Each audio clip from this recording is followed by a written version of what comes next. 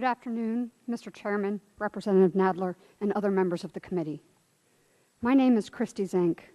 I, like many women in the Washington, D.C. area, am a mother. Almost every day, I rush around to get 2 kids woken up, dressed, and out the door. Between my 5-year-old daughter and 11-month-old son, there are backpacks, diaper bags, milk bottles, juice boxes, lunch boxes, permission slips, and stuffed bunnies. There are also the mysterious hunt for 2 matching shoes and the eternal battle to actually get those shoes on 2 matching feet. I, like so many women, work diligently to balance family and work, and I feel lucky to have this challenge. In addition to my 2 children, I was also pregnant in 2009. I would often wonder about whose eyes the baby might have and who my child might grow up to be. I was looking forward to the ultrasound when we would get a chance to have a look at the baby in utero. I certainly hadn't anticipated that my husband and I would have to make the most difficult decision of our lives. I took extra special care of myself during this pregnancy. I received excellent prenatal attention. Previous testing had shown a baby growing on target with the limbs and organs all in working order. However, when I was 21 weeks pregnant, an MRI revealed that our baby was missing the central connecting structure of the 2 parts of his brain. A specialist diagnosed the baby with agenesis of the corpus callosum. What allows the brain to function as a whole was simply absent. But that wasn't all.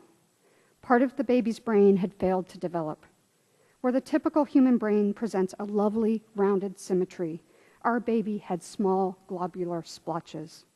In effect, our baby was also missing one side of his brain.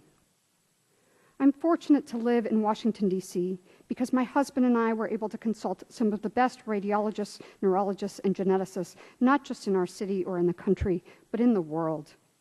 We asked every question we could. The answers were far from easy to hear, but they were clear. There would be no miracle cure. His body had no capacity to repair this anomaly, and medical science could not solve this tragedy. Our baby's condition could not have been detected earlier in my pregnancy. Only the brain scan could have found it. The prognosis was unbearable. No one could look at those MRI images and not know instantly that something was terribly wrong. If the baby survived the pregnancy, which was not certain, his condition would require surgeries to remove more of what little brain matter he had in order to diminish what would otherwise be a state of near constant seizures. I am here today to speak out against the so-called Pain-Capable Unborn Child Protection Act. Its very premise that it prevents pain is a lie. If this bill had been passed before my pregnancy, I would have had to carry to term and give birth to a baby whom the doctors concurred had no chance of a life and would have experienced near constant pain. If he had survived the pregnancy, which was not certain, he might never have left the hospital. My daughter's life, too, would have been irrevocably hurt by an almost always absent parent. The decision I made to have an abortion at almost 22 weeks was made out of love and to spare my son's pain and suffering. I am horrified to think that the doctors who compassionately but objectively explained to us the prognosis and our options for medical treatment, and the doctor who helped us terminate the pregnancy would be prosecuted as criminals under this law for providing basic medical care and expertise. I live and work in Washington, D.C. My husband and I own a house here, we vote, and we believe in the democracy at the heart of this country. It is unconscionable that someone would come into my city from the outside and try to impose a law that doesn't represent the best interests of anyone, especially families like mine.